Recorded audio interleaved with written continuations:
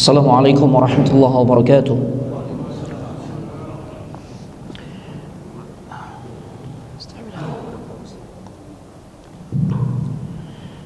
Innal hamdalillah nahmaduhu wa nasta'inuhu wa nastaghfiruh wa na'udzu billahi min shururi anfusina wa min sayyiati a'malina. May yahdihillahu fala mudilla lahu wa may yudlil fala hadiya lahu. Asyhadu an la ilaha illallah wahdahu la syarika lahu wa asyhadu anna Muhammadan abduhu wa rasuluh la nabiyya wa la rasula ba'dah. Allahumma salli wa sallim ala hadha an-nabiyil karim wa ala alihi wa ashabihi ajma'in. Ya ayyuhalladzina amanu ittaqullaha haqqa tuqatih wa la tamutunna illa wa antum muslimun. يا أيها الذين آمنوا اتقوا الله وقولوا قولا سديدا يصلح لكم أعمالكم ويغفر لكم ذنوبكم ومن يطع الله ورسوله فقد فاز فوزا عظيما وبعد فإن أحسن الكلام كلام الله وخير الهدى هدى محمد صلى الله عليه وآله وسلم وشر الأمور محدثاتها وكل محدثة بدعة وكل بدعة ضلالة وكل ضلالة في النار أما بعد أيها الإخوان والأخوات في الله أعزني الله وإياكم. Para ikhwan dan juga akhwat, saudara-saudariku serta para pemirsa mengikuti kajian kita di malam hari ini melalui channel YouTube. Alhamdulillah, kita sangat bersyukur kepada Allah Subhanahu wa taala. Malam hari ini kita memasuki tanggal 7 di bulan Jumadil Ula 1444 Hijriah yang juga bertepatan dengan tanggal 2 Desember 2022. Bi'aunillahi wa taufiqihi, dengan pertolongan dan juga taufik dari Allah Subhanahu wa taala, kita kembali dipertemukan di dalam majlis yang insyaallah kita sangat yakini semoga menjadi salah satu sebab yang akan memudahkan jalan kita semua untuk bisa masuk ke dalam syurganya Allah Subhanahu wa taala. Sebagaimana yang Nabi SAW janjikan, man salaka tariqan yaltamisu fihi ilman halallahu lahu bihi tariqan ilal jannah. Barang siapa yang melangkahkan kaki untuk bisa hadir ke dalam majlis ilmu, maka Allah akan mudahkan jalan orang tersebut untuk bisa masuk ke dalam syurganya. Kita masih masuk dalam pembahasan syarah rinci rukun iman. Kita sampai pada pembahasan al-imanu bil malaikah, lanjutan dari keimanan terhadap para malaikat. Tema yang akan kita kaji yaitu golongan-golongan orang yang didoakan keburukan oleh malaikat. Setelah di pembahasan sebelumnya, al-muallif guru kita Syekh Dr. Firanda Andirja hafizahullah ta'ala wa ra'ah, semoga Allah menjaga beliau, ya. Beliau memaparkan tentang amalan-amalan apa saja dan juga golongan-golongan siapa saja yang kemudian mendapatkan doa kebaikan dari para malaikat. Adapun sekarang, siapa golongan yang didoakan keburukan oleh malaikat? Ya Allah. Nah, jadi di samping malaikat itu mendoakan kebaikan, malaikat juga ternyata mendoakan keburukan bagi yang berhak untuk dapat keburukan, ya. Karena kita tahu bahwasanya malaikat adalah makhluk Allah yang dimana mereka adalah golongan al-muqarrabun yang kedudukannya sangat dekat kepada Allah. Makanya kita sudah bahas pada pembahasan sebelumnya, di antara penyebutan lain dari malaikat adalah al-muqarrabun, kelompok atau golongan makhluk Allah yang didekatkan oleh Allah kepada dirinya. Masya Allah. Sehingga doanya pastilah dijawab oleh Allah Subhanahu wa ta'ala. Masya Allah. Di dalam satu hadis diriwayatkan oleh Ummu Salamah, ya, Ummu Salamah, ketika Rasulullah SAW menjenguk suami beliau yang bernama Abu Salamah, yang saat itu dalam keadaan sakaratul maut dan kemudian menemui kematiannya. Nah, Ummu Salamah berkata, dakhala Rasulullah sallallahu alaihi wasallam ala Abi Salamah wa qad syaqqa basaruhu.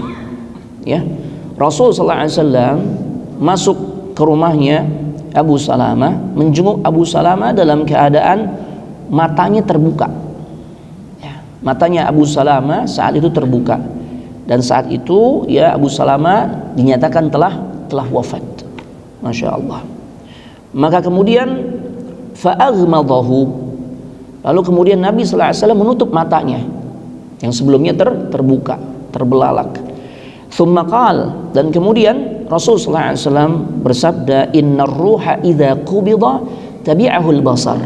Nabi jelasin ini tentang kondisi sebagian besar kita semua manusia di saat menemui ajalnya, di saat ruh sudah dicabut, lepas dari tubuh kita menjadi seonggok mayat yang sudah tidak memiliki roh lagi. Nabi katakan, jika ruh dicabut ya dari diri seseorang, maka itu akan diikuti oleh pandangan. Nah, inilah yang dialami oleh Abu Salamah. Sebagaimana sangat mungkin itu pun terjadi pada diri kita semua, jemaah. Dan kemudian fadajja nasum min ahlihi, ya. Ternyata terjadi hiruk pikuk. Ya biasalah. Ya sebagaimana yang terjadi juga di zaman sekarang. Kadangkala ada aja omongan orang ya, melihat fenomena orang meninggal dalam keadaan matanya kebuka, maka kemudian ada aja yang diperbincangkan. Ya, dan itu terjadi juga di zaman Nabi sallallahu alaihi wasallam. Ya. Maka kemudian faqal, Nabi sallallahu alaihi wasallam menyampaikan pesan kepada semua yang hadir, khususnya kepada yang sedang memperbincangkan banyak hal. Naam. Nabi katakan, la tad'u ala anfusikum illa bi khairin. Ya, beliau katakan, janganlah nih kalian suka ngedoain kepada diri kalian sendiri kecuali kebaikan. Fa innal malaikata yu'minuna ala ma taqulun, karena para malaikat sesungguhnya mereka mengaminkan apa yang kalian ucapkan. Ya, artinya apa? Kalau kalian justru menyampaikan hal-hal yang buruk kepada seorang mayat, artinya itu kan doa-doa keburukan. Itu sebenarnya kalian mendoakan keburukan untuk diri kalian sendiri, karena apa yang kalian sampaikan diaminkan oleh malaikat. Dan kita semua tahu, orang-orang beriman meyakini, mempercayai malaikat adalah al-muqarrabun, golongan yang sangat dekat kepada Allah, yang ketika mereka berdoa kepada Allah maka dikabulkan. Makanya kita diperintahkan ya hanya untuk mendoakan kepada orang yang sudah mati, khususnya doa-doa kebaikan. Terlebih orang itu memang mati bukan dalam keadaan kafir atau mati dalam keadaan kesyirikan. Ya, kalau kafir, musyrik, ya musyrik kesyirikan yang besar, itu hukumnya berbeda lagi. Ya, terbukti kita nggak boleh kan ngedoakan kebaikan untuk orang yang mati dalam keadaan kafir. Ya, tapi yang dimaksudkan di sini ini muslim juga, apalagi ini sahabat Nabi. Ya, sama kalau kita nih menghadapi kondisi ada tetangga, sahabat, teman atau keluarga yang meninggal, keadaan matanya terbuka, wajar itu. Maka sampaikan saja hal-hal yang baik, semoga Allah ampuni dosanya, terima amal salehnya, dan terbukanya matanya itu tidak menunjukkan ya tentang keburukan amalnya. Kadang-kala kan yang berkembang di masyarakat nih yang enggak ya. Kayaknya nih hidupnya enggak bener. Gitu ya, makanya matanya melotot tuh. Gitu jemaah. Ini biasa. Nabi katakan idza qubid basar. Ya, makanya kalau antum menemui kondisi sedang mendampingi orang yang sakarat sampai kemudian dia menemui kematiannya, matanya terbelalak, udah tinggal antum tutupi saja. Cukup ucapkan bismillah. Ya, secara umum ucapkan bismillah. Atau sebagaimana yang Nabi sampaikan, innar ruha idza qubida tabi'ahul basar. Masya Allah. Jadi Rasulullah SAW dalam hadis ini ngingetin kita agar nggak mendoakan kepada orang yang meninggal kecuali dengan kebaikan. Kenapa? Karena malaikat ada yang ditugaskan, dia selalu mendapatkan doa dari orang-orang yang menyampaikan kepada Allah, yang dimana malaikat tersebut akan mengaminkan doa yang ia sampaikan. Kalau ternyata doa yang kita sampaikan keburukan diaminin oleh malaikat, wah berat. Itu akan kembali kepada yang mendoakan. Na'udzubillah. Jadi hendaklah kita mendoakan kepada saudara-saudara kita muslim itu perkara-perkara yang baik saja, jemaah. Baik. Adapun perkara keburukan yang kita serahkan kepada Allah. Bukankah kita pun tidak lepas dari yang namanya segala bentuk kesalahan keburukan dan dosa-dosa. Bapak Ibu jamaah sekalian semoga dimuliakan oleh Allah Subhanahu wa taala. Jadi para ulama berdalil dengan hadis ini sekaligus menunjukkan bahwasanya doa malaikat itu dikabulkan, makbul. Ya. Masya Allah, makanya sangat-sangat dianjurkan kita mendoakan kebaikan dan memintakan ampunan kepada orang yang sudah meninggal selama dia bukan mati dalam keadaan kafir. Ya. Taib. Nah, ada orang-orang yang berbahagia karena didoakan kebaikan oleh malaikat. Itu pertemuan sebelumnya. Nah, sekarang ini orang-orang yang justru akan mendapatkan keburukan. Kenapa? Karena malaikat justru mendoakan hal-hal yang buruk untuk mereka. Ya Allah. Siapa saja mereka? Yang pertama, orang yang meninggal dalam kondisi kafir. Ya Allah. Makanya kita harus menghayati apa yang Allah firmankan, yang sering kita dengar, ya, dari seorang ustadz ataupun dai ataupun khatib ketika dia membawakan ayat wala tamutunna illa wa antum muslimun. Janganlah kalian mati kecuali dalam keadaan tetap menjaga keislaman. Jangan sampai kafir, gimana? Karena kalau orang mati dalam keadaan kafir, ya Allah, berarti dia mati dalam keadaan su'ul khatimah. Dia tutup kematiannya dengan keburukan. Dan tidak hanya itu, ya, Allah Subhanahu wa taala berfirman di antara dalam surah Al-Baqarah ayat 161 dan juga 162. Innal ladzina kafaru wa matu wa hum kuffar. Sesungguhnya orang-orang kafir, ya, dan mereka mati dalam keadaan kafir. Karena bisa jadi ada orang kafir kemudian masuk Islam. Karena Allah lihat dari ending kehidupannya. Innamal a'malu bil khawatim. Nah, ini orang kafir, ya, dan mati dalam keadaan kafir. Jadi yang dilihat nih ujungnya. Jadi tetap dengan kekafirannya. Apa kata Allah? Ulaika alaihim la'natullah. Ulaika alaihim la'natullahi wal malaikati wan nasi ajma'in. Maka merekalah golongan orang-orang yang mendapatkan laknat dari Allah, dari malaikat, dan juga semua manusia. Ya Allah. Ya, jadi kalau orang memang mati sudah divonis dalam keadaan kafir, nggak perlu lagi kita puji-puji atau sampaikan kebaikannya. Karena memang, ya, dia telah divonis dalam keadaan dilaknat oleh Allah, malaikat, dan juga semua manusia. Ya. Dan apa yang terjadi kepada mereka? Khalidina fiha. Na'udzubillah. Ya. Mereka akan kekal di dalam laknat tersebut. Ya, dan tempat orang-orang yang dilaknat tidak lain adalah di dalam nerakanya Allah. La yukhaffafu anhumul azabu wala hum yunzarun. Ya. Di mana Allah tidak akan ringankan azabnya. Terus kalau orang mati dalam keadaan kafir, ya, tidak ada sesuatu yang semakin bertambah illa azabah, melainkan azab yang terus ditambah. Ya Allah. Ya. Dan mereka tidak diberikan penangguhan oleh Allah. Kalau hukuman di dunia kan ada masa penangguhan, ya. Ya, atau masa-masa potongan hukuman, apa istilahnya? Remisi, ya. Kadang-kala remisinya lebih banyak dibandingkan hukuman yang harus dia jalani, dipotong keluar. Ya. Di akhirat orang yang masuk dalam neraka nggak ada istilah remisi. Kalau Allah sudah jadikan dia orang yang kekal di dalam neraka. Kecuali yang memang dia mati tidak dalam keadaan kafir atau tidak mati dalam keadaan kesyirikan, syirik yang besar, masih ada peluang, ya, dia akan dibebaskan dari azab neraka. Tapi kemudian dapat ciri orang-orang yang diazab di dalam neraka, bekas, ya, disiksa di dalam api neraka, maka saat dikeluarkan dari neraka untuk dimasukkan ke dalam surga, itu ada labelnya jahannamiyun, mantan penghuni neraka jahanam. Ya Allah, ini sebagai bentuk kemahaadilan Allah. Ya, mudah-mudahan kita jangan ada yang seperti itu, ya. Kita pengen masuk surga langsung, ya, nggak usah pakai jadi mantan, ya, mantan penghuni api neraka. Na'udzubillah, ya Rabb. Naam.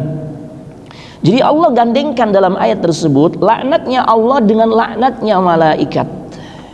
Masya Allah. Apa sih maksudnya laknatnya malaikat di sini? Malaikat ikut melaknat. Ya, beliau katakan artinya adalah at-tardu min rahmatillah. Kalau malaikat ikut melaknat satu golongan atau kelompok manusia, itu artinya kelompok manusia tersebut dijauhkan dari rahmat Allah.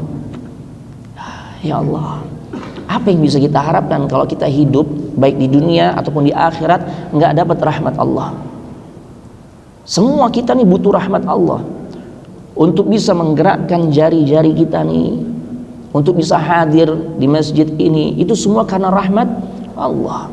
Untuk bisa melangkahkan kedua kaki, membuka kedua mata, menelan ludah, itu semua karena kasih sayang Allah. Allah cabut saja kemampuan itu, nggak bisa kita melakukannya, jemaah.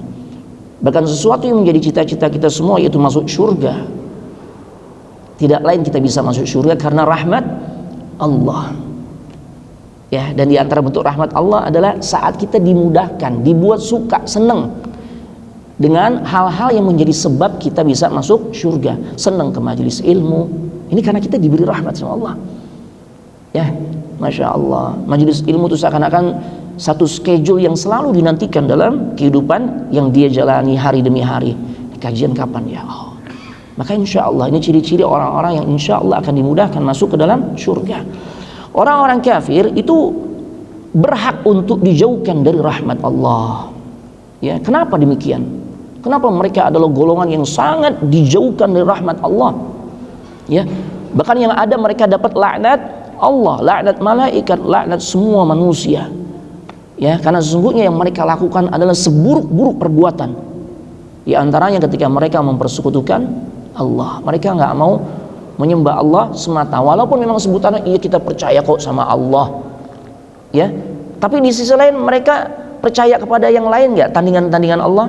Iya kan, makanya ada konsep ya trinitas, dualisme dan sebagainya. Hanya di dalam Islam tuh mengajarkan tentang konsep tauhid. Tauhid.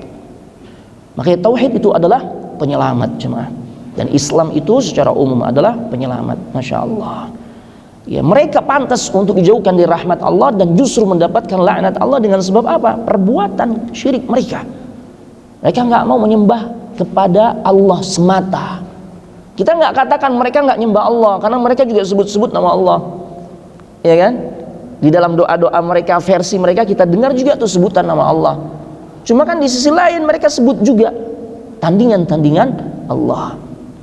Ya, maka itulah kesyirikan yang akan mengantarkan diri mereka ke dalam nerakanya Allah. Ya, dan mereka dijauhkan dari rahmat Allah. Maka celaka orang-orang kafir.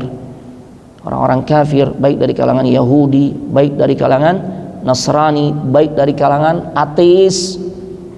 Ya. Naam. Dan juga orang-orang yang melakukan penyembahan terhadap selain Allah, nyembah berhala, nyembah pohon, nyembah jin. Apalagi? Matahari termasuk ya? Iya.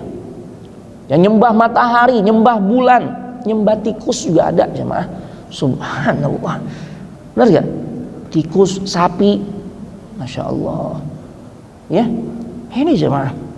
Celaka mereka sesungguhnya. Mereka adalah golongan yang celaka. Na'udzubillah. Yang mereka nyembah batu, nyembah setan. Ya, dan orang-orang yang semisal mereka. Nah, jadi andai pun kita lihat kehidupan mereka tuh penuh kesenangan, itu kesenangan yang semu, hanya sifatnya sementara. Ya, kesenangan sementara yang mereka rasakan di muka bumi.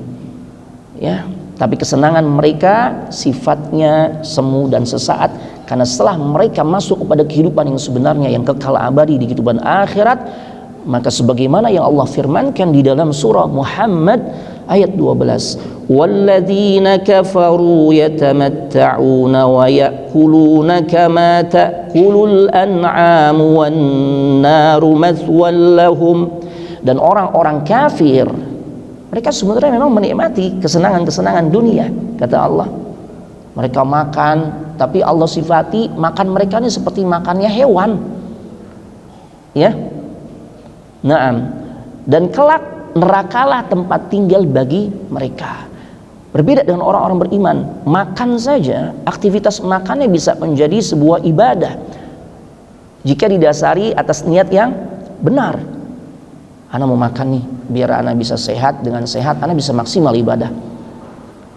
Ya, beda kan dengan orang yang makan karena memang kebutuhan untuk memenuhi kebutuhan fisiknya. Ini tuntutan perut, udah bunyi nih. Ya hanya sebatas itulah ia dapatkan. Kita mandi, orang kafir mandi. Tapi yang menjadi pembeda nilai mandinya kita dengan orang-orang di luar Islam atau orang-orang Islam sekalipun, tapi dasari niat amalnya itu dalam rangka untuk beribadah kepada Allah, ya makanya penentunya adalah niat. Kalau mandi hanya sebatas tabarrudan, biar adem Ustaz, biar hilang gerah, ya hanya sebatas itu yang kita dapat. Ya kita jadi fresh, kita jadi seger, ya. Tapi kita nggak dapat lebih dari itu. Berbeda ketika dia mandi karena saya ingin tampil paling prima di saat saya akan melaksanakan sholat. Wah, ini berbeda kualitas mandi di hadapan Allah, nilai mandinya di hadapan Allah Subhanahu wa taala. Makanya Allah Subhanahu wa taala katakan, sekalipun orang-orang kafir itu menikmati fasilitas dunia, Masya Allah, kita lihat kan kekayaan Allah berikan nggak kepada mereka. Deretan orang-orang terkaya di dunia, muslim apa kafir? Kafir jemaah, ya. Tapi Allah katakan kesenangan yang mereka nikmati, begitu juga tentang makan yang mereka konsumsi, yang mereka lakukan, itu nggak beda dengan apa yang dilakukan oleh hewan ternak jemaah. Ya Allah. Dan kemudian kata Allah, ujung-ujungnya, endingnya orang-orang yang kayak begini, neraka tempat tinggal bagi mereka. Na'udzubillah. Nah, taib. Jadi kalau orang-orang kafir telah divonis masuk ke dalam neraka, maka mereka tentunya adalah golongan yang dilaknat oleh Allah Subhanahu wa taala. Mereka dilaknat juga, mereka pantas dilaknat oleh malaikat dan juga semua manusia. Mereka nggak punya atau tidak mendapatkan kesempatan dapat fasilitas syafaat. Ya, Masya Allah. Ya. Makanya Abu Aliyah berkata, innal kafiru yuqafu yaumal qiyamati fayal'anuhullah.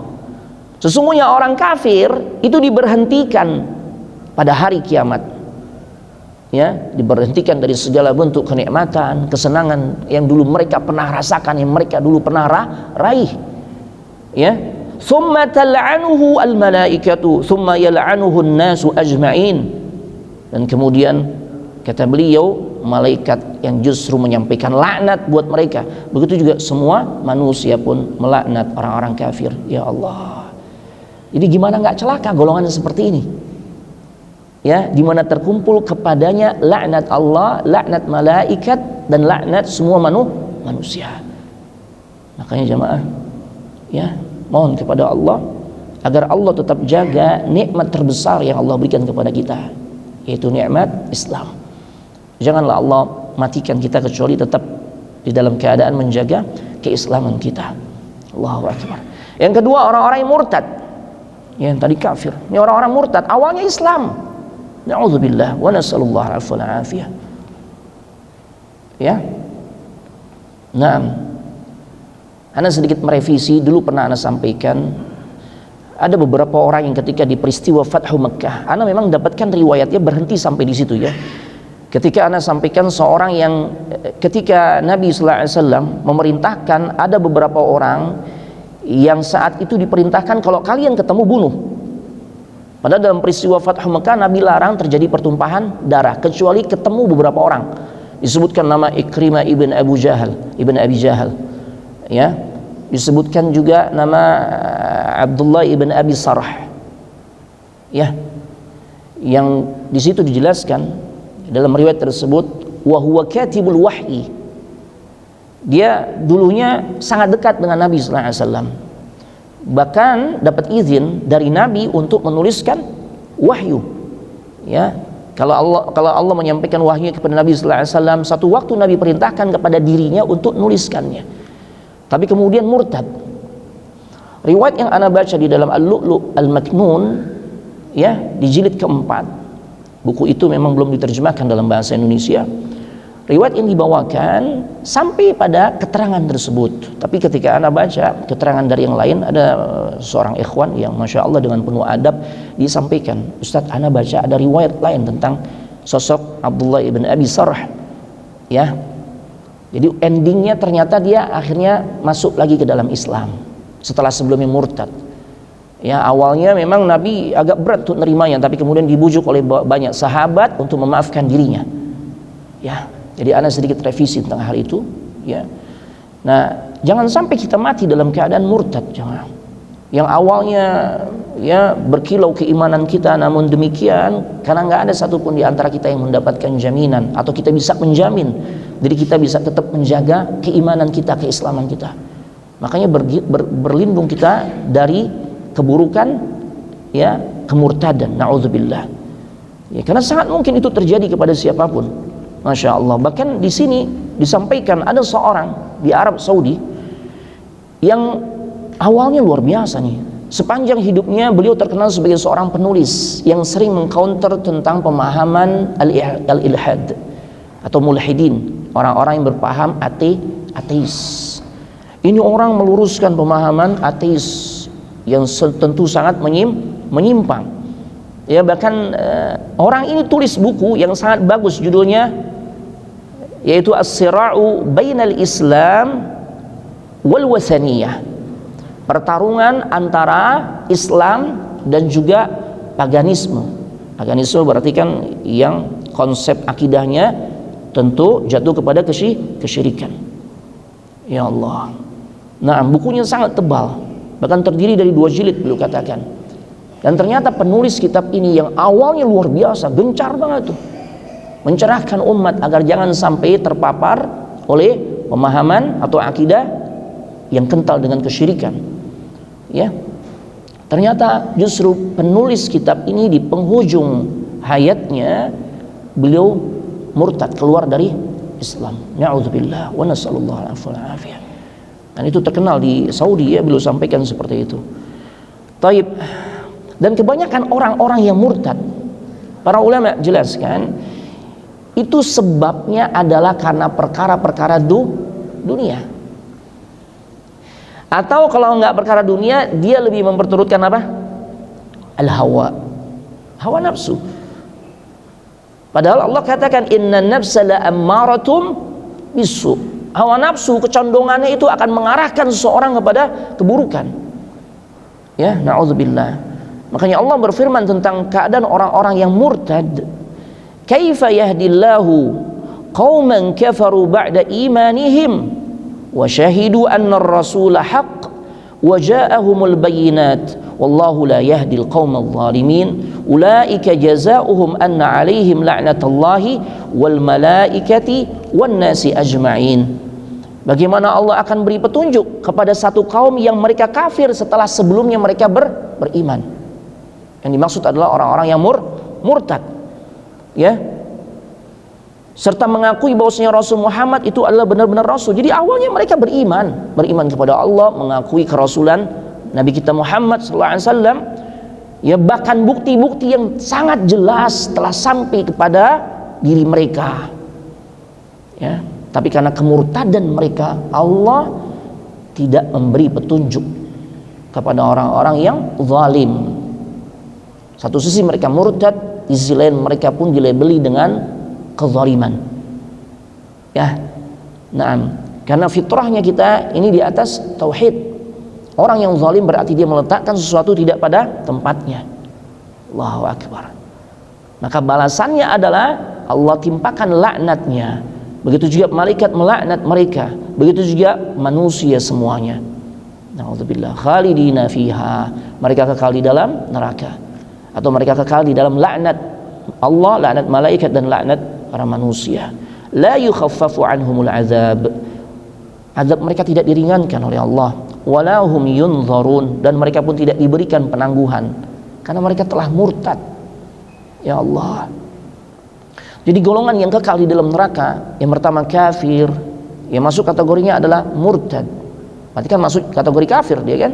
Nah, kemudian orang-orang yang mati dalam keadaan kesyirikan, dan syiriknya adalah syirik yang besar, dia lagi berdoa, tapi berdoanya nyebut nama-nama selain Allah. Ya Abdul Qadir Jailani, ya Badawi, ya Husain, mati dia. Ya, berarti dia berdoa kepada selain Allah. Syirik besar, jemaah. Maka orang ini kekal di dalam neraka. Na'udzubillah. Ya. Nah, mereka nggak dapat penangguhan kecuali orang-orang yang bertaubat setelah itu. Illal ladzina tabu, kecuali orang-orang yang bertaubat. Makanya ini taubat nih kata kunci, jemaah. Mau sebesar apapun dosa kita, mau sebanyak apapun dosa kita, kita masuk ke dalam pintu taubat, gimana jemaah? Hapus semuanya. Allah ampuni jemaah. Makanya Nabi katakan, at-taibu minaz zambi kaman la zamba lahu.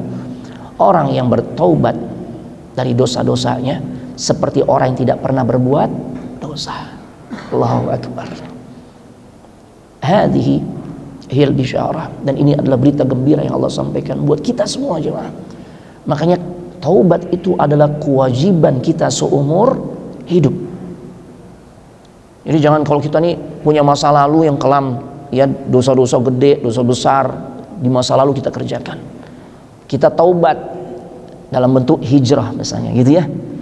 Maka setelah itu gugurlah kewajiban taubat. Salah besar jemaah. Karena taubat itu adalah kewajiban yang setiap saat harus kita laksanakan. Ini penting jemaah. Ya, karena hari-hari yang kita jalani, yang kita lewati nggak lepas dari yang namanya dosa. Berarti kan kita butuh sarana pensucian, pembersihan dosa. Apa pintu terbaiknya? Taubat. Ya, taubat jemaah. Masya Allah. Cuma memang kalau pakai istilah taubat itu kayaknya gue pendosa banget gitu ya. Makanya orang lebih suka dengan istilah hijrah kan. Ya, lebih keren gitu kan. Kalau hijrah kayaknya lebih keren Ustaz. Makanya ada festivalnya segala gitu kan. Subhanallah. Padahal inti hijrah apa sih? Ya taubat. Tidaklah seseorang dikatakan benar-benar hijrah kecuali dia telah meninggalkan dosa-dosa di masa lalunya. Ketika dia meninggalkan dosa-dosa di masa lalunya, itu apa namanya kalau bukan taubat? Taubat. Cuma itu. Diksi atau istilah taubat ini bagi sebagian orang, jangan Ustaz, nanti jangan kasih nasihat anak taubat dong Ustaz. Emang anak pendosa banget apa itu gitu. Padahal yang lebih tepat adalah at-taubah. Masya Allah. Ya. Makanya kemudian terjadi khilaf di kalangan para ulama, apakah ketika seorang yang sudah bertaubat kepada Allah, ya, catatan amal buruknya itu masih diperlihatkan oleh Allah atau sudah terhapuskan? Ini terjadi khilaf di kalangan para ulama. Sebagian mengatakan dihapuskan. Kenapa? Ya karena mengacu kepada hadis tadi, at-taibu minadz dzambi kaman la dzamba lahu. Seorang yang telah bertobat dari dosa-dosa di masa lalunya dan taubatnya diterima oleh Allah seperti dia tidak pernah melakukan perbuatan dosa. Makanya difahami oleh sebagian ulama berarti catatan buruknya pun dihapuskan oleh Allah. Sebagian lagi mengatakan tetap ada di catatan amal buruknya. Ya, saat dikalungkan fi unuqih, di lehernya. Itu buku catatan dalam keadaan terbuka. Ya Allah, tetap ada sekalipun dia sudah bertaubat, tapi catatan amal buruk dari perbuatan dosa masa lalunya saat di dunia yang sudah diampuni tersebut tidak memiliki konsekuensi orang itu dapat hukuman. Sebagai bentuk kemaha-telitian Allah, kemaha-adilan Allah sehingga segala sesuatunya Allah tampakkan. Ini terjadi khilaf di kalangan para ulama. Tapi yang pasti, ya, dia tidak mendapatkan konsekuensi hukuman. Kan itu yang paling penting. Mau perkara nanti tetap diperlihatkan atau enggak, yang penting ya Allah sudah ampuni sehingga enggak ada konsekuensi seorang harus menjalani hukuman. Ya Allah. Nah, makanya oleh karena itu ketika seorang udah mengenal Islam, dan alhamdulillah kita bersyukur kepada Allah, ya, kita adalah muslim, maka hendaknya jangan berpuas diri, melainkan kita minta lagi kepada Allah agar Allah berikan keistiqamahan. Ini nih beratnya. Innalladzina qalu rabbuna Allah. Sesungguhnya orang-orang yang mengatakan Rabb kami hanyalah Allah, dia beriman kepada Allah. Ternyata nggak cukup hanya sebatas itu. Allah lanjutkan ya pada ayat atau kelanjutan ayat tersebut, tsumastaqamu, kemudian dia istiqamah di atas keimanannya.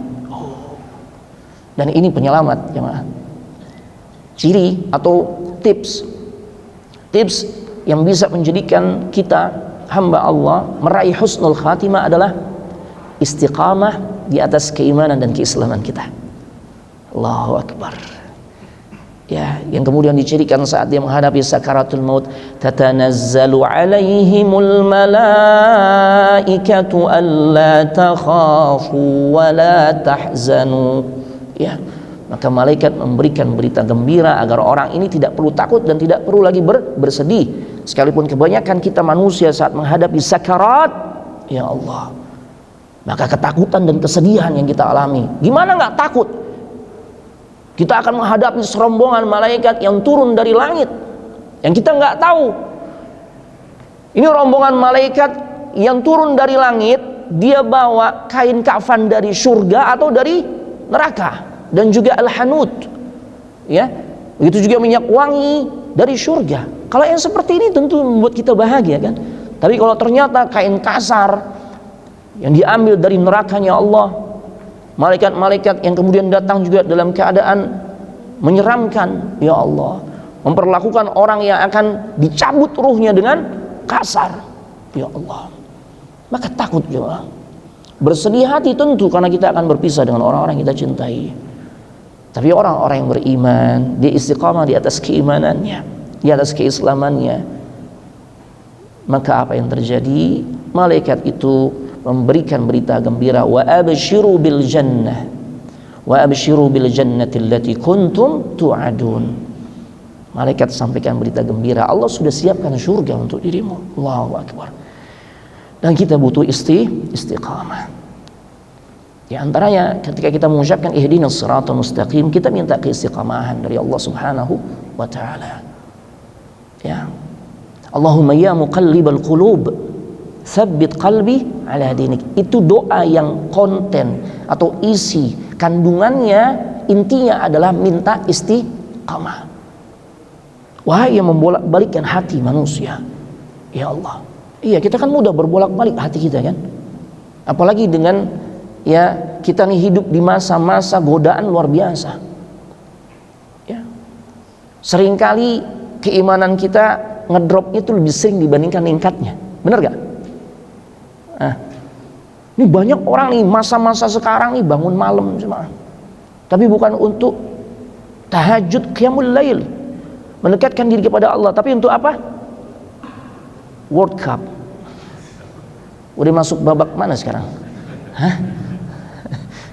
Saudi menang nggak? Bagaimana kabar Saudi ya? Anak saat itu masih bawa jamaah umroh, heboh jamaah, luar biasa ya. Saat itu bertepatan anak di hari Jumat, ya Allah, karena kemenangan Saudi atas Argentina, masya Allah, pihak pemerintah kerajaan Saudi kasih libur nasional, subhanallah, ya. Makanya rame banget itu, masya Allah, ya. Tapi ini hati-hati nih jemaah, hati-hati.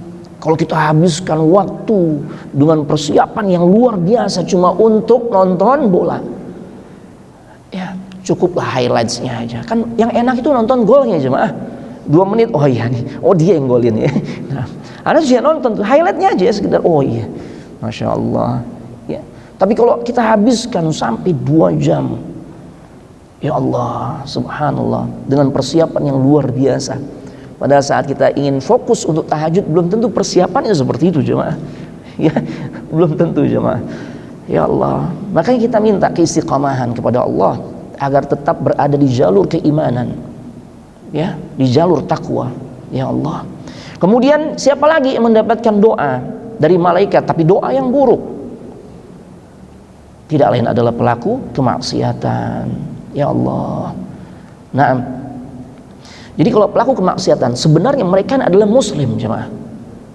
Ini kita mayoritas nih, kita muslim, kita semua muslim. Tapi kita juga punya peluang besar jatuh kepada kemaksiatan. Hati-hati. Orang yang jatuh kepada kemaksiatan, mereka termasuk kategori orang yang didoakan keburukan oleh para malaikat. Malaikat doakan keburukan. Di antara bentuk kemaksiatannya apa? Suka caci maki kepada para sahabat Nabi sallallahu alaihi wasallam. Maka kita harus punya komitmen tegas mengatakan, siapapun golongan, siapapun kelompok yang ketika mereka berbicara, isi atau konten pembicaraannya adalah caci maki kepada para sahabat, demi Allah mereka bukan bagian dari Islam. Ya, karena jelas-jelas sangat bertentangan dengan apa yang Nabi sallallahu alaihi wasallam sabdakan, la tasubbu ashabi, jangan kalian caci maki sahabatku. Walaupun kita tahu sahabat juga manusia biasa yang sangat mungkin jatuh kepada kesalahan. Bahkan bukan hanya sekedar sahabat, cucunya Nabi pun masuk kategori, para ulama katakan, bukan untuk membeberkan tentang kekeliruannya, tapi ini sisi kemanusiaan yang sangat mungkin terjadi di kalangan para sahabat. Ketika beliau berijtihad untuk bergerak bersama para pengikutnya, karena dia merasa dia akan dibaiat, beliau akan dibaiat, tapi kemudian para sahabat lain tuh menasihati dirinya. Abdullah bin Abbas, Abdullah bin Mas'ud dan sahabat-sahabat lainnya mengatakan, tidak ingatkah engkau tempat yang kau datangi, negeri yang kau akan datangi adalah satu negeri yang masyarakatnya, penduduknya, mereka telah mengkhianati ayahmu. Allahu Akbar. Ya. Nah, akan tetapi kesalahan sahabat itu tidak perlu diperbesar. Kenapa? Karena mereka memang manusia biasa. Mereka bukan nabi dan bukan rasul. Mereka tidak memiliki sifat maksum. Ya. Terlebih Allah pun memberikan berita gembira khususnya bagi mereka dan juga orang-orang yang senantiasa berada di jalur kebaikan. Innal hasanat yudhibnas sayyiat. Sesungguhnya kebaikan yang banyak yang dilakukan oleh orang itu akan menutup kesalahannya. Lebih banyak mana kebaikan yang dilakukan oleh para sahabat dengan kesalahannya? Kebaikannya. Ya. Nah, makanya Nabi katakan, la tasubbu ashabi, jangan caci maki sahabat-sahabatku. Falau anna ahadakum anfaqa mithla Uhudin, sekiranya salah seorang dari kalian tuh menginfakkan hartanya, Allahu Akbar, gak tanggung-tanggung jemaah, sebesar gunung Uhud, Allahu Akbar. Ya, gunung Uhud itu gak cuma terdiri dari satu gunung, dia kumpulan beberapa gunung yang menyendiri. Ya, Masya Allah, besar ya maaf.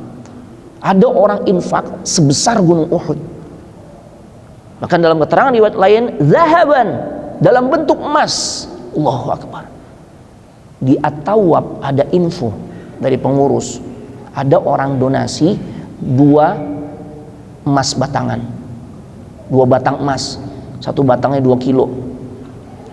Dia donasi buat operasional Masjid At-Tawwab. Heboh gak nih Setanggerang, Masya Allah. Itu orang donasi pakai emas batangan gitu. Emas batangan 2 kilo ya mah. 1 gramnya kan 1 juta ya. Berarti kalau 2 kilo berapa tuh? 2 M. 2 batang 4 M. Heboh jemaah. Ini Nabi katakan ya, sebesar gunung Uhud dan berupa emas. Ada di antara kita nih selain sahabat infaknya kayak begitu. Ya. Kemudian sahabat infaknya hanya sebatas muddan. Ma balagha mudda ahadihim wala nasifah. Satu mud ini 2 genggaman begini nih. Au nasifah, setengahnya. 1 genggam aja tuh. Sekali ciduk tuh. Sahabat infaknya hanya sebatas itu. Maka nilai infak sahabat jauh lebih bernilai di sisi Allah dibandingkan infaknya kita sekalipun tuh sebesar gunung Uhud berupa emas. Apalagi udah dari sisi kuantitinya juga nggak bisa nandingi, ya nggak?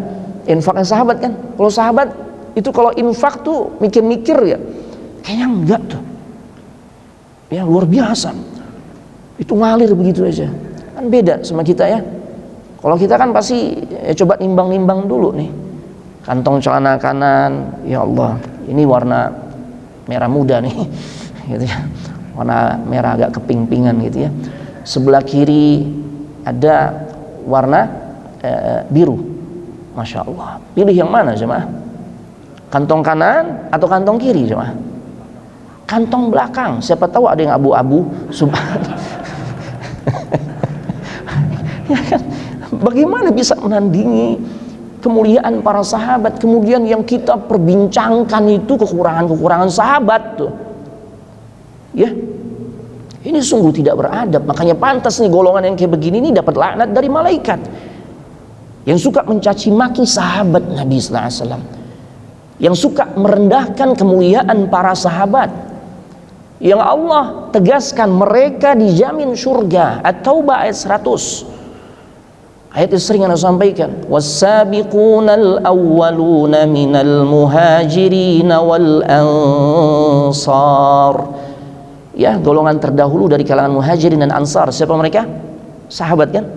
Walladzina taba'uhum biihsan, dan orang-orang yang mau mengikuti jejak langkah para sahabat. Ini jadi ukuran nih, bener enggaknya cara beragama kita nih, sejauh mana komitmen kita di dalam beragama mengikuti cara beragamanya siapa?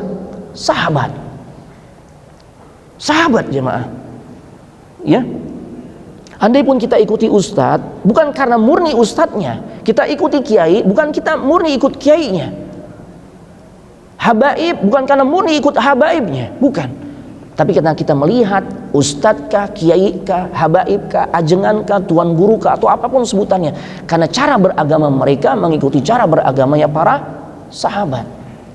Makanya Allah katakan, ya, siapapun di antara kita yang mengikuti jejak langkah para sahabat di dalam beragama, radhiyallahu anhum wa radu an, insyaallah kita masuk kategori yang Allah pun ridha kepada kita.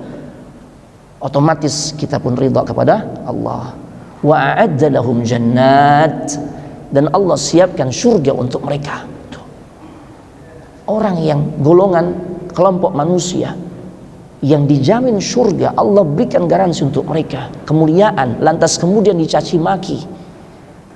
Kebangetan enggak? Enggak ada lisan yang lebih lancang di antaranya kecuali lisan-lisan yang sering mengucapkan caci maki kepada para sahabat. Nauzubillah. Na'udzubillah. Yang bahkan Nabi mengatakan khairun nasi qarni, sebaik-baik umatku atau sebaik-baik generasi adalah generasiku, yaitu para sahabat. Tsummal ladzina yalunahum, tsummal ladzina yalunahum. Kemudian generasi setelahnya tabi'in, kemudian generasi setelah tabi'in yaitu murid-murid tabi'in, yaitu atba'ut tabi'in. Masya Allah. Na'udzubillah. Hati-hati jemaah. Kalau kita ketemu dengan orang yang suka mencaci maki sahabat, ya Allah, ingatkan dia, antum hidup nggak lama ya akhi. Ucapan yang antum sampaikan punya konsekuensi. Ya Allah. Makanya ada doa-doa yang sering disampaikan oleh orang-orang yang suka mencaci maki sahabat. Na'udzubillah. Yang mereka katakan ini bentuk ibadah. Yang mereka namakan ya sonamai Quraisy. Ya. Maksudnya doa yang mereka tujukan untuk dua berhala Quraisy. Siapa yang mereka maksudkan berhala Quraisy? Sahabat Abu Bakar dan Umar. Mereka berdoa, Allahumma la'an sanamai Quraisy. Ya. Ya Allah. Ya Allah, laknatlah dua berhalanya Quraisy, yaitu Abu Bakar dan Umar.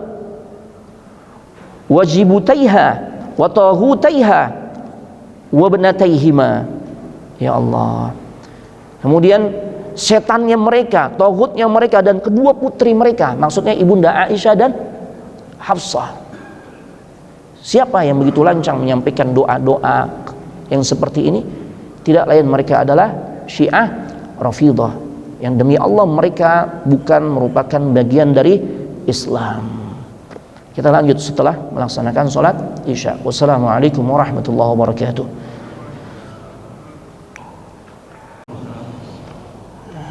Bismillah, alhamdulillah, salatu wassalamu ala rasulillah wa ala alihi wa ashabihi wa man tabi'ahu wa mawalah. La hawla wa la quwwata illa billah, ma ba'd. Ayuhal ikhwan wal akhwatu fillah, azzani Allah wa iyyakum. Kita lanjutkan ya. Jadi di antara golongan yang dilaknat oleh para malaikat, didoakan keburukan oleh para malaikat, tidak lain adalah para pelaku kemaksiatan yang wujud kemaksiatannya adalah mereka-mereka yang suka mencaci maki para sahabat Nabi sallallahu alaihi wasallam. Ya. Dan ini tidak lain biasa dilakukan oleh orang-orang Syiah Rafidhah. Karena bagi mereka caci maki kepada para sahabat itu merupakan bagian dari ajaran agama. Menurut mereka. Ya, makanya mereka begitu bangga ketika mengucapkan ya kalimat-kalimat laknat kepada orang-orang mulia di kalangan para sahabat. Ya Allah, bayangkan sampai manusia di kalangan para sahabat ya, yang paling mulia sahabat Abu Bakar, sahabat Umar itu dicaci maki. Begitu juga keturunannya Ibunda Aisyah dan Ibunda Hafsah, nggak lepas dari caci maki mereka. Justru ya mereka mendoakan Allahumma ansur Bush. Ya Allah tolonglah Bush. Siapa Bush? Hah? Presiden Amerika. Mereka doakan agar diberikan pertolongan. Inilah yang mereka lakukan. Orang-orang Syiah ya. Ya Allah, cuma mereka sedang main drama nih. Seakan-akan antara Iran dengan Amerika itu musuh besar. Enggak. Sahabat karib. Ya. Nah, mereka lagi main drama sebenarnya. Masya Allah. Na'udzubillah. Nah. Kemudian Nabi sallallahu alaihi wasallam secara tegas menyampaikan sabdanya di dalam hadis riwayat Al-Imam At-Tabrani, dan hadis ini dinyatakan hasan oleh Al-Imam Albani, man sabba ashabi, barang siapa yang mencela sahabat-sahabatku kata Nabi, fa alaihi la'natullahi wal malaikah wan nasi ajma'in. Ya, barang siapa yang suka mencela, mencaci maki sahabat-sahabatku, maka atas mereka laknat Allah, laknat malaikat dan juga semua manusia. Ketika seseorang atau sekelompok orang melakukan caci maki ataupun perendahan terhadap golongan sahabat yang Allah muliakan, menjadikan mereka menjadi golongan yang terlaknat, apalagi kalau yang direndahkan adalah yang lebih mulia dibandingkan para sahabat. Siapa itu? Rasul kita Muhammad sallallahu alaihi wasallam. Ketika ada yang berani mengatakan khamr itu minuman kesukaannya siapa? Rasulullah, na'udzubillah. Ini yang lagi viral kan? Hati-hati Anda. Ya, mungkin Anda merasa sedang di atas angin, dunia seakan-akan berada dalam genggaman Anda dengan materi yang melimpah. Padahal itu semua bisa jadi adalah istidraj. Ya. Orang-orang yang seperti ini nanti ketika dihukum oleh Allah nggak sempat taubat, kita doain taubat, tapi kalau sampai tetap dengan kesombongannya, baghtah, secara tiba-tiba tuh Allah akan hukum mereka. Na'udzubillah. Ya, dan mereka tidak merasakan hal itu. Wahum la yash'urun. Ya, na'udzubillah. Kita berlindung kepada Allah dari perkara-perkara yang seperti ini. Ya, merendahkan kemuliaan para sahabat saja menjadi sebab mereka mendapatkan laknat Allah, laknat malaikat dan laknat semua manusia. Apalagi merendah kemuliaan Muhammad sallallahu alaihi wa alihi wasallam. Candaankah? Tetap candaan, nggak ada. Nggak boleh dalam Islam itu bercanda untuk urusan-urusan yang seperti ini. Ada rambu-rambu yang mesti dipatuhi. Na'udzubillah. Kemuliaan jadikan sebagai bahan candaan. Ya, na'udzubillah wa nasallallahu al-'afwa wal 'afiyah. Ya, makanya kita bisa mengambil contoh dari para sahabat yang mulia, betapa mereka sangat memuliakan Nabi sallallahu alaihi wasallam. Kebahagiaan mereka adalah kebahagiaan yang dirasakan oleh Nabi sallallahu alaihi wasallam. Karena saking memuliakannya para sahabat kepada Nabi kita Muhammad sallallahu alaihi wasallam. Abu Bakar bapaknya masuk Islam. Siapa bapaknya Abu Bakar? Abu Kuhafah. Ya. Masuk Islam di saat peristiwa Fathu Mekah tahun 8 Hijriah, usia beliau hampir mendekati 100 tahun. Keadaan fisiknya, rambutnya udah putih semua. Makanya Nabi katakan ghayyiru, ay kama qala Nabi sallallahu alaihi wasallam, rubah tuh jenggot yang semua putih, rambut putih, kecuali dengan warna rubah, kecuali dengan warna hitam. Ya, silakan mau warna apapun kecuali dengan warna hitam nggak boleh. Masya Allah. Abu Bakar bahagia gak ketika bapaknya ya di usia tua baru kemudian dapat hidayah? Tentu menjadi orang yang sangat bahagia. Tapi apa yang beliau katakan? Ya, saking memuliakan Nabi sallallahu alaihi wasallam. Nabi adalah segalanya bagi dirinya. Beliau katakan, aku akan jauh lebih bahagia ketika yang masuk Islam itu adalah pamanmu. Masya Allah. Kenapa? Kalau Abu Talib masuk Islam, tentu itu akan membahagiakan Nabi ya? Akan sangat jauh lebih membahagiakan Nabi. Dan perasaan akan jauh lebih bahagia kalau sekiranya Allah ya mentakdirkan yang masuk Islam itu adalah pamanmu, yaitu Abu Talib, dibandingkan ayahku. Masya Allah. Saking apa nih? Bukan nggak bersyukur bapak yang masuk Islam, enggak. Saking beliau memuliakan Nabi sallallahu alaihi wasallam. Ya, kebahagiaan beliau yang sungguhnya adalah saat melihat Nabi sallallahu alaihi wasallam merasakan bahagia. Ya, benar-benar memuliakan Nabi sallallahu alaihi wasallam. Allahu Akbar. Tapi sekarang nih, ya, cuma karena lagi viral aja nih, masya Allah. Dulunya nggak dikenal orang, kemudian sampai tuh bikin acara yang isinya adalah dia melakukan candaan yang isinya pelecehan terhadap Nabi sallallahu alaihi wasallam. Dia mengatakan khamr itu minuman kesukaan Rasulullah. Na'udzubillah wa nasallallahu alaihi wasallam. Ya Allah. Ya, atau melecehkan syariat Allah. Ya. Nggak masuk akal. Isbal diancam neraka. Tuh. Ya kan? Ya Allah, urusan ente urusan musik. Ya, jangan masalah agama, nggak paham. Inilah yang disebut dengan ruwaibilah. Orang-orang jahil yang berbicara tentang masalah agama. Allahu Akbar. Ya, na'udzubillah wa nasallallahu alaihi. Kemudian yang kedua, yang masuk kategori pelaku maksiat, yang ketika dia tidak bertaubat maka malaikat menyampaikan doa-doa keburukan.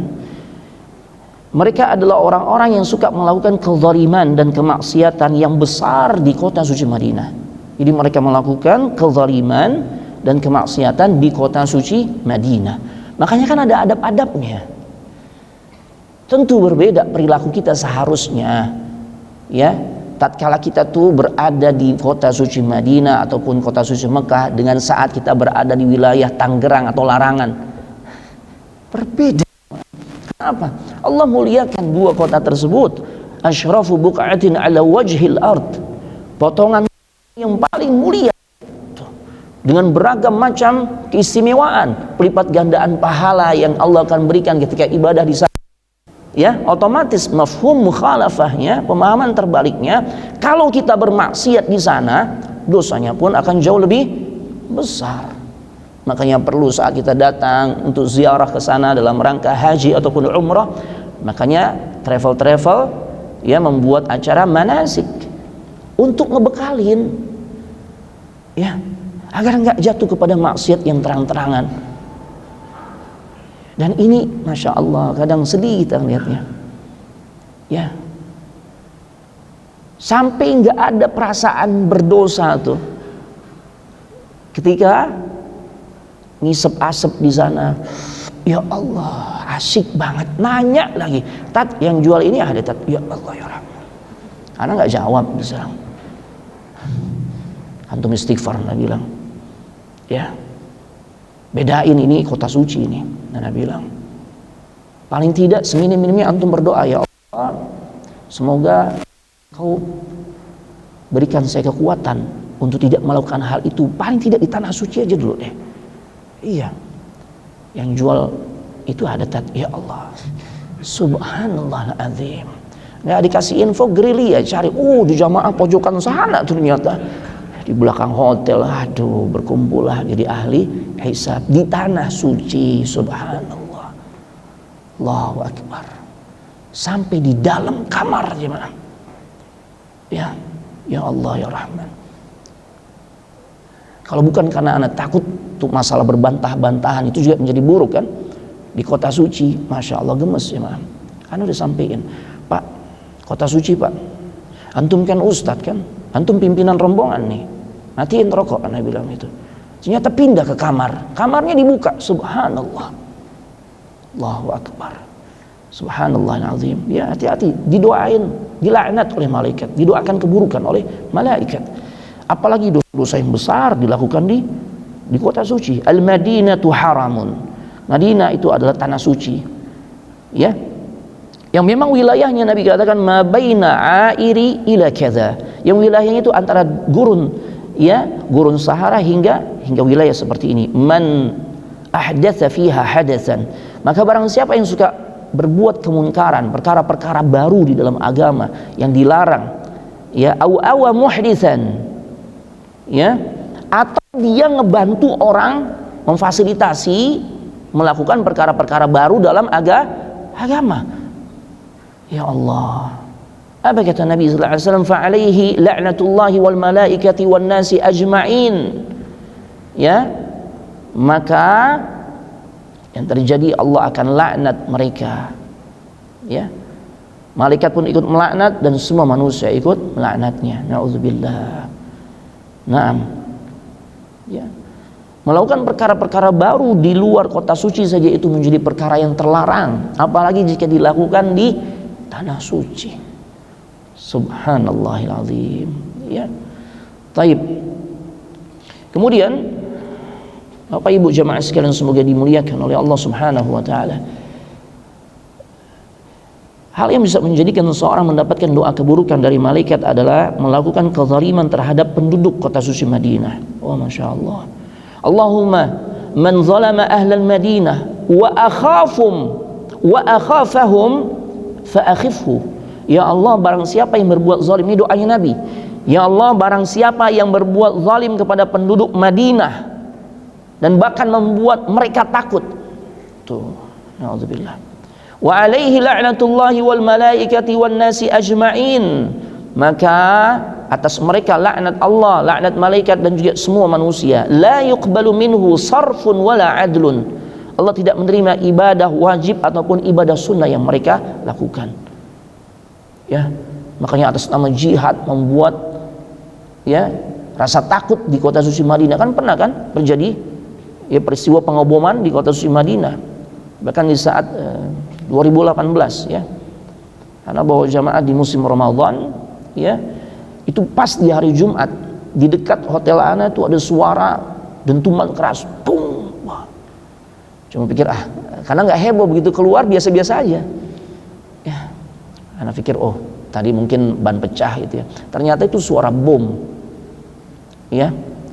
Ketika sekelompok teroris yang posisinya 50 meter dari tempat hotel ana tinggal itu dikepung oleh, ya, intel Saudi. Mereka akan melakukan aksi, ya, aksi terorisme di Masjidil Haram di saat pelaksanaan ibadah salat Jumat. Lagi kumpul manusia begitu banyak tuh di situ. Allah Akbar. Alhamdulillah Allah jaga kota suci.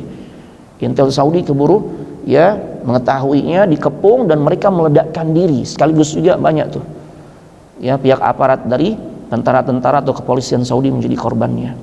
Semoga mereka mendapatkan kesyahidannya. Anda dapat info tuh, ya. Dan di sana tuh memang nggak kepo kayak di Indonesia. Sebegitu gentingnya tuh keadaan. Itu jaraknya cuma berapa ratus meter, 300 meter menuju Masjidil Haram, 200 meter lah, nggak terlalu jauh, ya.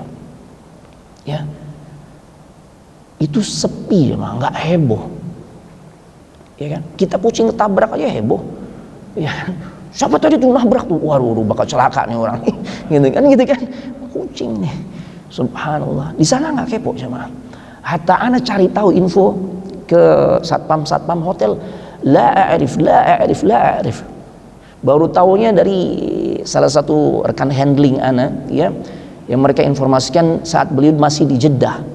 Dia kirim gambar tuh, postingan.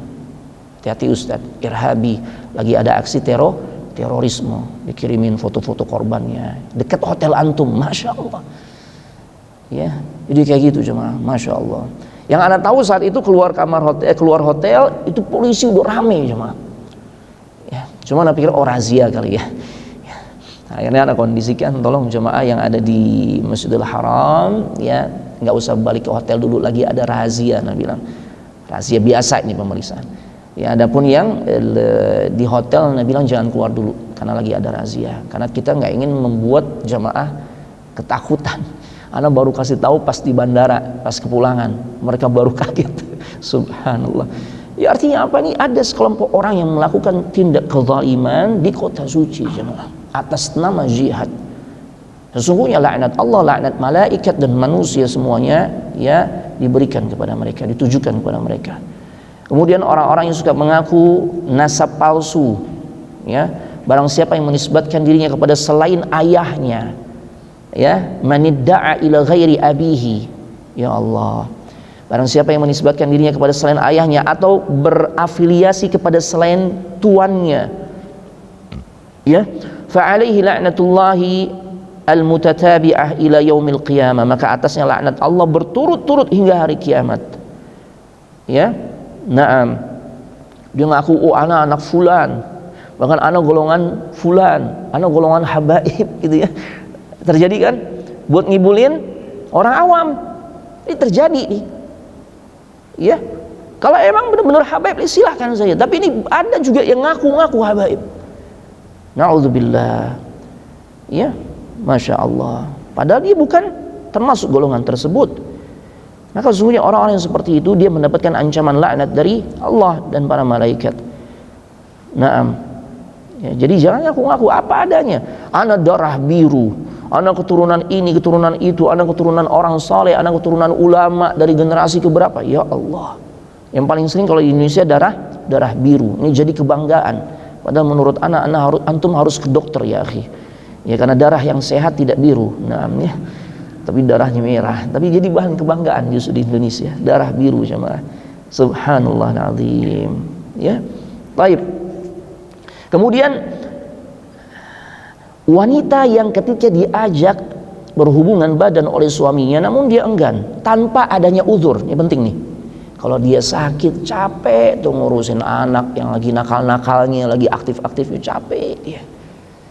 Ya, kemudian minta rukhsah kepada suaminya, suami harus memaklumi.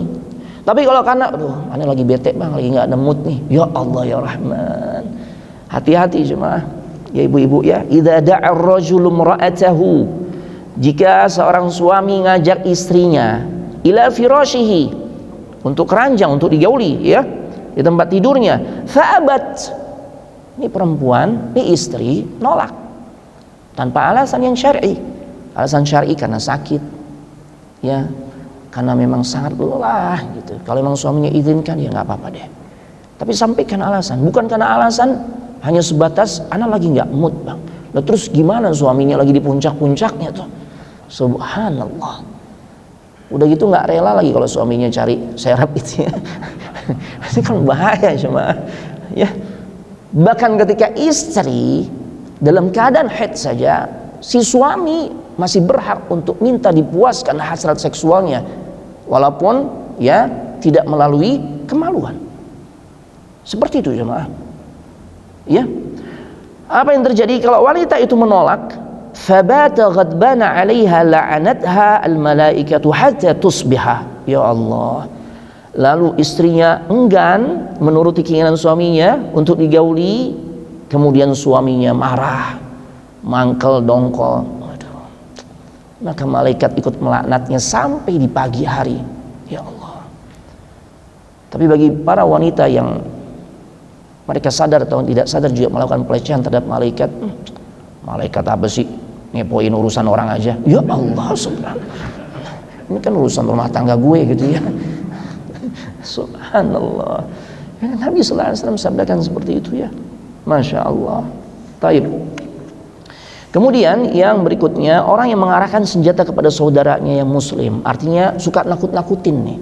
Makanya ngebegal itu masuk kategori al-kabair. Al-Imam Az-Zahabi memasukkan perbuatan ngebegal, ngerampok itu ya, yang disertai dengan tindakan kekerasan, mengambil harta orang lain yang disertai dengan tindak kekerasan, bahkan nggak segan-segan membunuh ya si pemilik harta. Itu dosanya numpuk-numpuk. Karena selain dosa kezaliman yang dia lakukan mengambil harta orang lain, juga menimbulkan rasa takut. Bercanda tapi bikin orang takut, itu dilaknat oleh malaikat. Nauzubillah.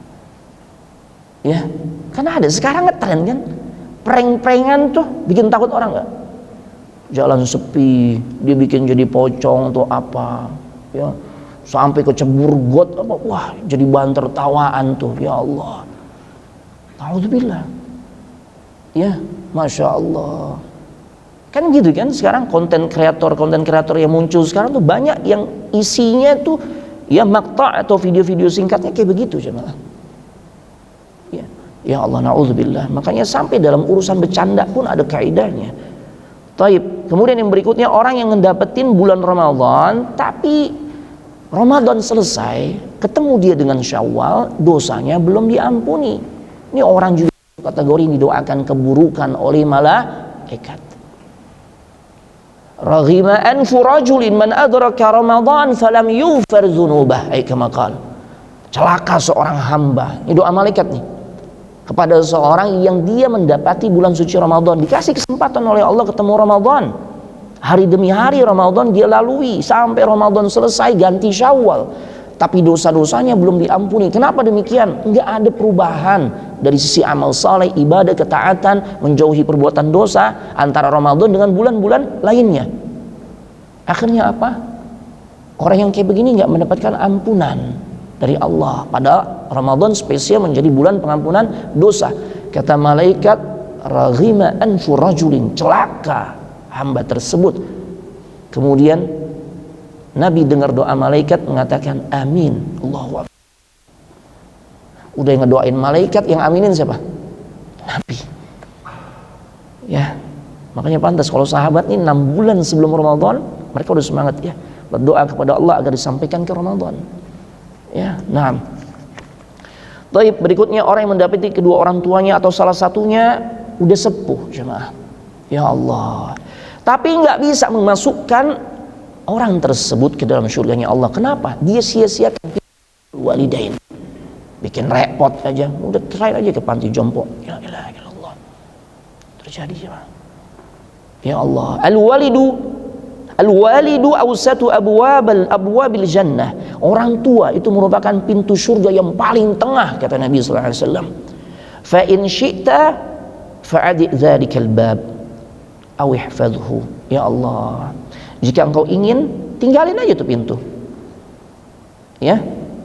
Atau jika engkau berharap surga dari pintu yang paling tengah ini, jaga tuh.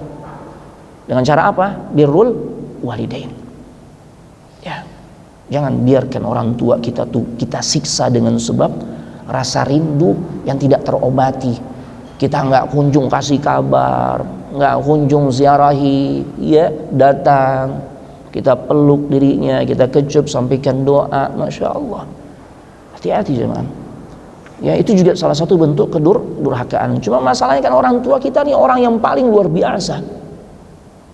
Dia rindu kayak gimana pun, kangen gimana pun sama kita, dia bilang ya nggak apa-apa nak, nggak apa-apa deh kamu nggak kesini itu. Padahal pengen nggak dia, pengen jemaah. Ya makanya mesti ada jadwal rutin bagi kita nih untuk ya mengunjungi, bersilaturahim kepada orang tua kita. Apalagi ketika dirinya sudah dalam keadaan sepuh, dia sangat bergantung kepada ya kebaikan kita jemaah. Ya Allah, makanya celaka orang yang ketika mendapati orang tuanya salah satu, keduanya atau salah satunya sudah dalam keadaan tua tapi nggak bisa memasukkan dirinya ke surganya Allah. Allahu akbar. Ya. Kemudian orang yang disebutkan nama Nabi Muhammad namun dia nggak mengucapkan salawat kepada beliau sallallahu alaihi wasallam. Kemudian yang berikutnya yang didoakan keburukan oleh malaikat, orang yang pelit, nggak mau infak. Ya. Tidaklah hamba berada di pagi hari, tapi ini jangan salah paham ya, bukan berarti kalau infak itu harus di pagi hari. Ini pemahaman para ulama jelaskan. Ya, na'am.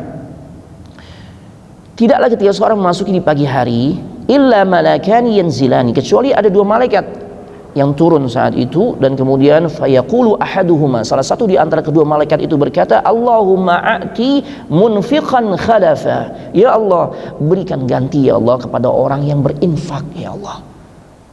Wa yaqulul akhar, Allahumma a'ti mumsikan talafa. Ya Allah, berikan kebinasaan ya Allah kepada orang yang menahan hartanya, dia enggak mau bersedekah, berinfak dengan hartanya padahal dia diberikan kemampuan.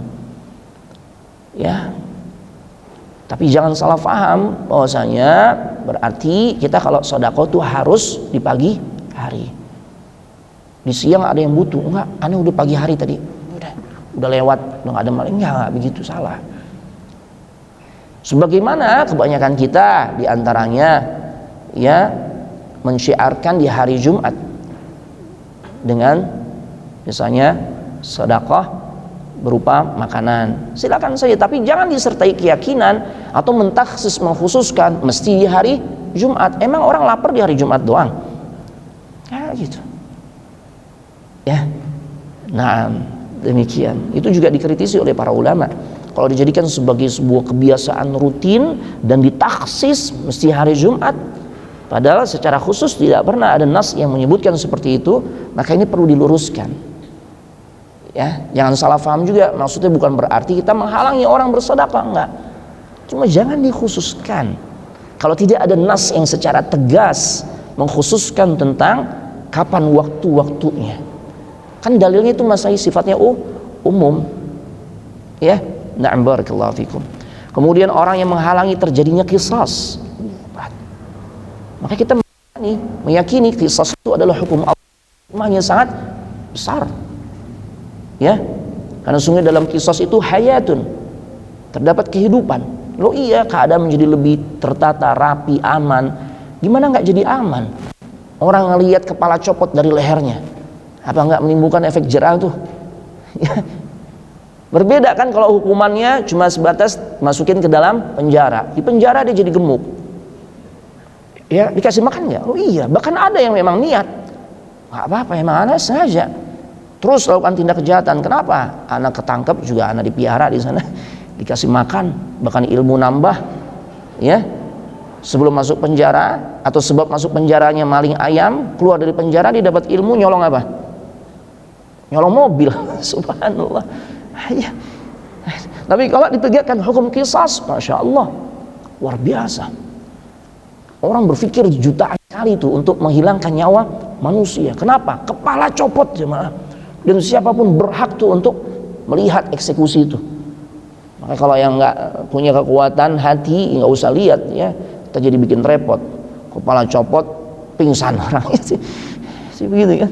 Silakan tuh, masya Allah. Tuh biasanya tuh di Jeddah tuh yang ada eksekusi seperti itu ya, masya Allah. Tapi barakallahu fikum, ini bisa anda sampaikan ya. Taib terakhir, biar kita nanti langsung ke bab berikutnya ya, sedikit lagi tugas-tugas yang berkaitan dengan ibadah malaikat. Di antara yang pertama, malaikat itu selalu semangat untuk ibadah, masya Allah. Walahu man fis samawati wal ardi wa man indahu la yastakbiruna an ibadatihi wa la yastahshirun wa la yastahsirun, ya, yusabbihuna al-laila wan nahara la yafturun. Al-Anbiya ayat 19 sampai ayat 20. Dan miliknya lah siapa yang ada di langit ataupun yang ada di bumi dan malaikat-malaikat yang di sisi Allah, tidak memiliki rasa angkuh untuk menyembah Allah dan tidak pula berhenti. Artinya mereka itu selalu semangat, nggak pernah bosan dan sebagainya. Mereka itu malaikat bertasbih, tidak pernah berhenti malam dan siang tanpa merasakan letih, masya Allah. Kemudian yang kedua, malaikat selalu taat kepada Allah. Ya, la ya'sunallaha ma amarahum wa yaf'aluna ma yu'marun. At-Tahrim ayat 6. Malaikat enggak pernah durhaka kepada Allah, ya. Tidak pernah memaksiati apa yang Allah perintahkan dan selalu mengerjakan apa yang Allah perintahkan. Kemudian malaikat juga melakukan aktivitas salat sebagaimana yang Nabi sabdakan tentang keadaan di Baitul Ma'mur. Ya, Ka'bah yang ditawafi oleh para malaikat yang ada di langit, yang setiap hari Nabi katakan 70.000 malaikat mendirikan salat di sana di Baitul Ma'mur. Jika mereka sudah keluar, maka enggak ada satupun di antara mereka yang balik lagi. Artinya pergantiannya terus menerus tuh. Berarti kita paham betapa banyaknya jumlah malaikat. Setiap hari 70.000 yang masuk untuk salat. Sebagian ulama katakan bertawaf di Baitul Ma'mur. Dan selalu berganti malaikat yang berbeda, masya Allah. Kemudian yang berikutnya, malaikat senantiasa berzikir. Fattaliyati dzikra, As-Saffat ayat 3. Demi rombongan, maksudnya rombongan malaikat yang senantiasa berzikir. Ya, demikian wallahu a'la, wallahu ta'ala a'la wa a'lam. Baik ya. Ini bisa Anda sampaikan, mudah-mudahan manfaat. Jika ada pertanyaan silakan sebelum Anda tutup. Tafadhal. Assalamualaikum warahmatullahi wabarakatuh.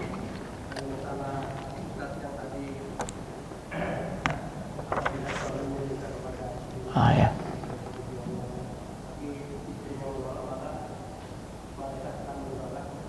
Melaknat. Nah. Nah. Nah. Barakallahu fiikum ya. Umumnya ini biasanya hukum itu diambil dari keumuman, Pak. Yang walaupun memang kebutuhan masalah seksual itu kebutuhan kedua belah pihak. Tapi biasanya yang aktif itu adalah sang laki-laki. Dan dalam hal ini memang yang mendapatkan hukum khusus adalah bagi wanita. Nah, karena memang karakter pelampiasan seks antara wanita dan laki-laki berbeda. Laki-laki itu kalau nggak tersalurkan, maka dia akan bermasalah dari sisi psikisnya, Pak. Makanya ketika Nabi juga sabdakan, kita yang sering keluar rumah ketemu dengan perempuan-perempuan yang bening, yang kinclong, yang glowing dan sebagainya, muncul hasrat. Apa yang diperintahkan oleh Nabi? Segera datangi istri agar tuntas. Ya, karena memang sifat libido atau hasrat seksual laki-laki itu sifatnya seperti itu, Pak. Kalau enggak segera dituruti dia akan bermasalah. Berbeda dengan perempuan. Makanya ada hukum tersendiri ya yang memang diterapkan di dalam syariat kita sebagaimana yang Nabi sallallahu alaihi wasallam sampaikan. Ya, karena memang lafaznya seperti itu, ya ini ditujukan kepada para istri, tapi bukan berarti suami itu kemudian bersikap egois, itu yang perlu difahami. Ya, suami juga mesti memperhatikan. Tapi kalau hukum yang berkaitan adanya laknat dari para malaikat, maka ini ditujukan kepada istri karena lafaznya fa'abat, ada ta'ut ta'nits, tak yang menunjukkan makna pelakunya adalah perempuan yang nolak. Takhsis, mengkhususan. Barakallahu fikum. Ya. Ada lagi? Silakan, Pak. Masih ada. Nah, satu lagi, monggo. Murtad. Ayo. Murtad itu termasuk catatan buku-buku kita yang ada di luar. Naam, ya. Semua tentang takdir kita, apapun, bahkan bukan cuma kita manusia, semua makhluk Allah takdirnya telah dicatat di dalam Lauhil Mahfuz. Iya, kalau antum tanya apakah itu sudah tercatat? Iya, semua sudah tercatat. Yang di Lauhil Mahfuz itu tidak akan pernah bisa dirubah. Yang dirubah itu ya diantaranya dengan doa, silaturahim, yang catatan yang ada di sisi malaikat. Malaikat Allah tugaskan, ini takdirnya si fulan begini. Tapi kemudian ya dia bersilaturahim, ya sehingga awalnya ya yang mereka tahu itu para malaikat tahu ya hanya sebatas misalnya 40 tahun atau 50 tahun. Tapi dengan sebab misalnya silaturahimnya, doanya, kemudian Allah perintahkan kepada malaikat untuk merubah catatan yang ada pada mereka. Adapun yang di Lauhil Mahfuz itu semua secara lengkap, itu buku besarnya, Pak. Ya, jadi yang dirubah itu yang ada pada sisi malaikat. Barakallahu fikum. Ya, taib. Jadi manusia sudah ditentukan. Iya. Iya. Allah sudah tentukan dan kita kan nggak tahu, makanya kita nggak perlu menelusuri terus gimana nih takdir gue nih gitu kan. Beramallah sebaik mungkin, berhusnuzon kepada Allah, semoga Allah takdirkan kita termasuk yang baik. Karena diantaranya Nabi sabdakan ya, fakullun muyassarun, seseorang itu dimudahkan sesuai dengan takdir yang Allah tentukan pada dirinya. Dia orang baik maka dimudahkan untuk melakukan hal-hal yang baik. Jadi yang penting bagi kita dalam mengimani tentang masalah takdir, insyaallah nanti masuk bahasan rukun iman yang keenam, itu adalah bukan mencari tahu gimana takdir gua, enggak, karena itu tetap menjadi sirrun min asrarillah, rahasia di antara rahasia-rahasia Allah yang tidak Allah sampaikan, tidak Allah beritahu kepada siapapun. Tugas kita beramal, berharap ending kita baik. Ya. Karena kita nggak dikasih ilmu ya, Pak. Dan kita nggak boleh beramal tanpa dasar ilmu. Ya, makanya hati-hati juga tentang pembicaraan masalah takdir ini. Kita paling diberi kaidah-kaidahnya agar nggak salah tuh. Orang kalau difokuskan untuk memikirkan, oh kalau ditakdirkan untuk apa ya? Capek-capek. Masalahnya kan kita nggak tahu, udah berharap aja yang baik.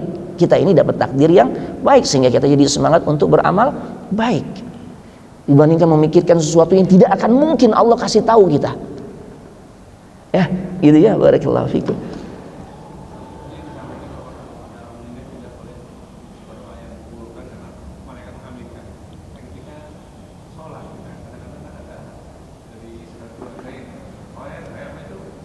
Oh iya, nah.